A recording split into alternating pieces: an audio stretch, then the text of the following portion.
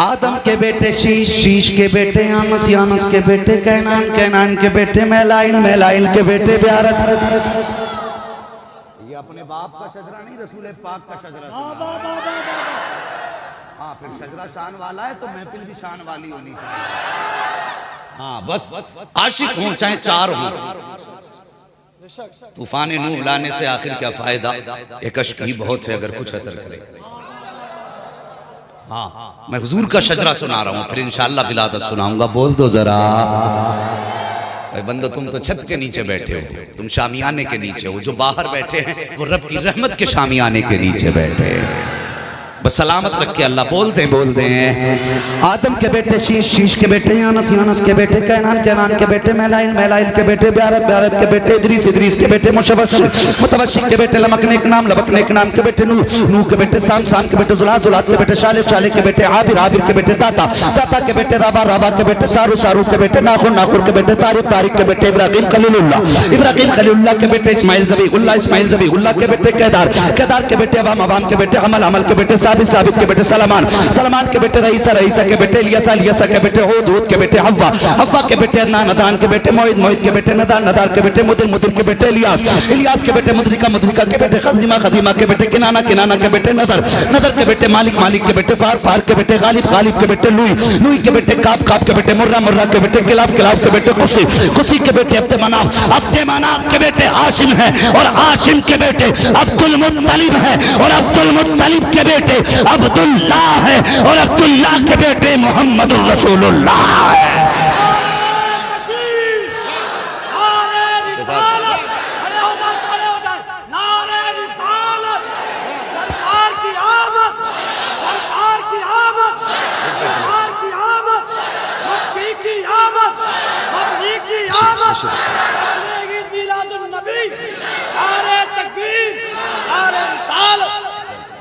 अल्लाह अकबर। अब जरा आगे बढ़िए, गौर कीजिए। ये नूर हजरत अब्दुल्ला की पुश्त में आया है, निकाह हुआ हजरत अब्दुल्ला का सैयदा आमीना से, मुंतकिल हुआ है ये नूर हजरत सैयदा आमीना के रहम में आ गया है।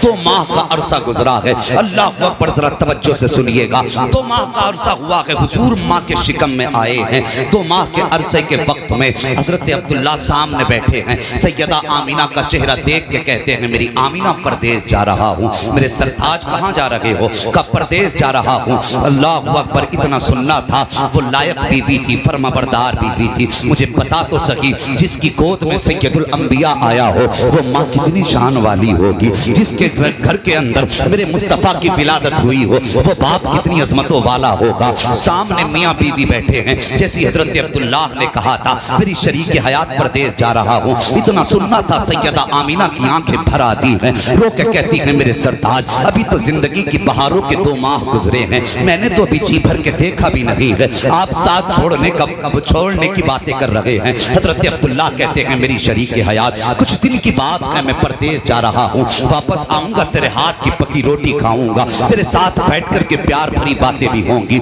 अल्लाह अकबर। हजरत आमीना ने हजरत अब्दुल्लाह को रुखसत किया है, परदेश चले गए। हजरत अब्दुल्लाह मेरे नबी के वालिद अभी मेरे हुजूर माँ के शिकम में आए हैं। 2 महीने का अरसा गुजरा है। जरा तवज्जो से सुनना प्यारे, बदबख्तों को बता दो कि मुस्तफ़ा के दीवाने नबी का मिलाद कैसे सुना करते हैं, मिलाद कैसे बयान होता है। जरा सुनिए तो सही। हजरत अब्दुल्लाह गए हैं, जितने दिन का वादा करके गए थे, जब उतने दिन आए हजरत आमीना ने आटा गूंदा है। हजरत अब्दुल्लाह के वालिद हजरत अब्दुल मुत्तलिब कहते हैं, बेटी आमीना का जी बाबा, आज बड़ी जल्दी जल्दी आटा गूंद रही हो, चेहरे पे खुशियां भी हैं, बात क्या है? हजरत आमीना ने कहा था, बाबा आज मेरे अब्दुल्लाह के वापस आने का दिन है, आज का वादा वापस आने का करके गए थे। जरा गौर करना। हजरत अब्दुल्लाह भी मुस्कुरा देते हैं। शाम का वक्त हो गया, सूरज ढल गया है, सामने चूल्हा है, आटा भी रखा है। हजरत आमीना हजरत अब्दुल्लाह का इंतजार कर रही हैं। रात का वक्त गुजरने लगा। जब रात हो जाती है, हजरत आमीना को फिक्र हुई, मेरे सरताज को आ जाना चाहिए था, अब तक क्यों नहीं आए हैं? कहती हैं हजरत अब्दुल मुत्तलिब से, बाबा का जी बेटी का मेरे अब्दुल्लाह का पता तो लगाओ, अभी तक क्यों नहीं आए हैं? हजरत अब्दुल मुत्तलिब गए हैं हरम शरीफ में, पता लगाने के लिए कोई मेरे अब्दुल्लाह का पता बता दे। अभी आप हरम शरीफ में थे कि एक जवान दौड़ता हुआ आया, आके कहता अब्दुल मुत्तलिब बड़ी दर्दनाक खबर है। का क्या खबर लाया है? का बताते हुए होठ कांप रहे हैं, कैसे बयान करूं, ज़बान साथ नहीं दे रही है।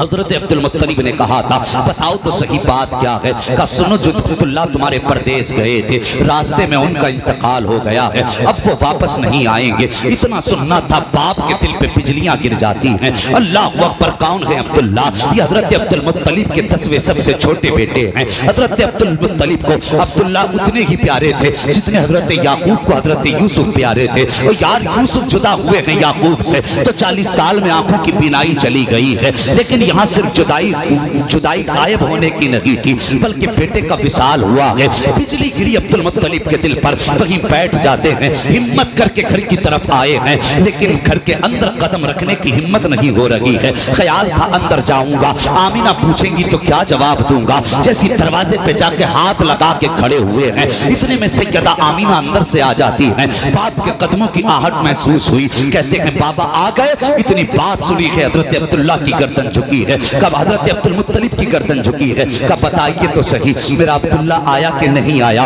इतना सुनना था। हजरत अब्दुल मुत्तलिब की चीख निकल जाती है। रो के कहते हैं बेटी, आज के बाद अब्दुल्ला का इंतजार मत करना। जिस तू अब्दुल्ला के इंतजार में बैठी है, वो अब्दुल्ला वापस नहीं आएगा। फिर क्या था यार, हजारों बिजलियां गिरी थी अब्दुल्ला के आंगन में। सैयदा आमीना जमीन पे बैठ जाती है, यूं शिकम पे हाथ रखा था और आसमान की तरफ निगाह उठा के कहा था या अल्लाह, अभी मेरे बेटे ने जमीन पे आंख नहीं खोली है कि आने से पहले बच्चा यतीम कर दिया गया है। जब चीख मार के इतनी बात कही है, गैब से आवाज आई थी, आमीना आंसू पोंछ ले, हमने तेरे बेटे को सिर्फ यतीम नहीं बनाया है, बल्कि सारे जमाने के यतीमों का मालिक को वारिस बना के पैदा करना। नाराए तकबीर, नाराए तकबीर, नाराए रिसालत, नाराए रिसालत। सरकार की आमद, सरकार की आमद, दिलदार की आमद, मदनी की आमद। जरा जोर से बोलो, नाराए तकबीर, नाराए रिसालत। सुभान अल्लाह। बताए तुम किस नबी का मिलाद मना रहे हो? अरे मुकद्दर पे नाज करोगे आज के बाद, जब तक जियोगे नस्लों से कहोगे मर जाना, नबी का मिलाद मनाना मत छोड़ दो। नसीब वाले हैं वो लोग जो हुजूर के पैदाइश के तज़किरे कर रहे हैं। अल्लाह अकबर। कौन आमीना? और किस दौर में आप बेवा हुई?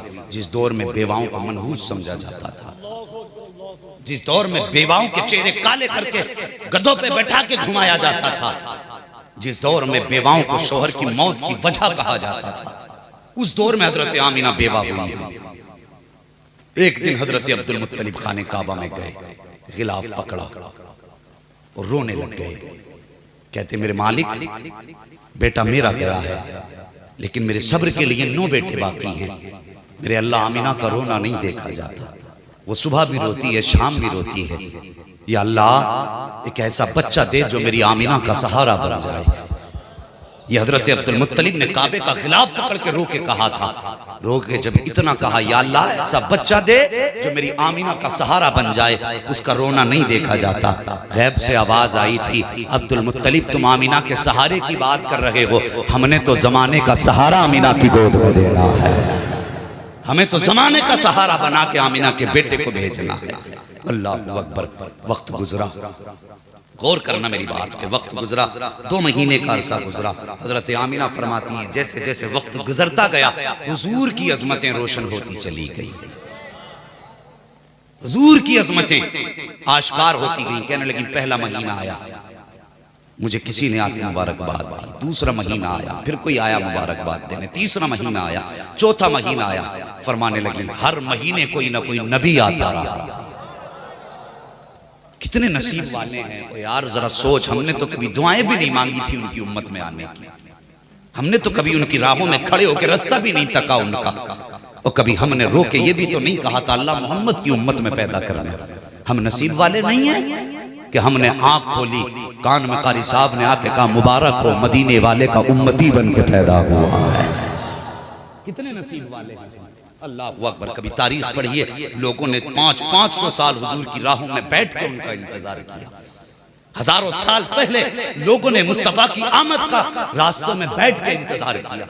अगर वक्त होता तो इंतजार करने वालों की कहानी सुनाता, लेकिन आज सिर्फ हुजूर की बातें करनी है कुछ देर। जरा बोल दे मोहब्बत से सुभान अल्लाह। बात समझ में तो आ रही है ना सबके? हैं? हाँ, बात समझ में भी आनी चाहिए। ये नहीं कि मौलवी कुर्सी तोड़ गया। बस ये है कि अगर कोई पूछे रात जिक्र की मिलाद की महफिल में गए थे, क्या तब्दीली आई, तो कहना सुबह को उठ के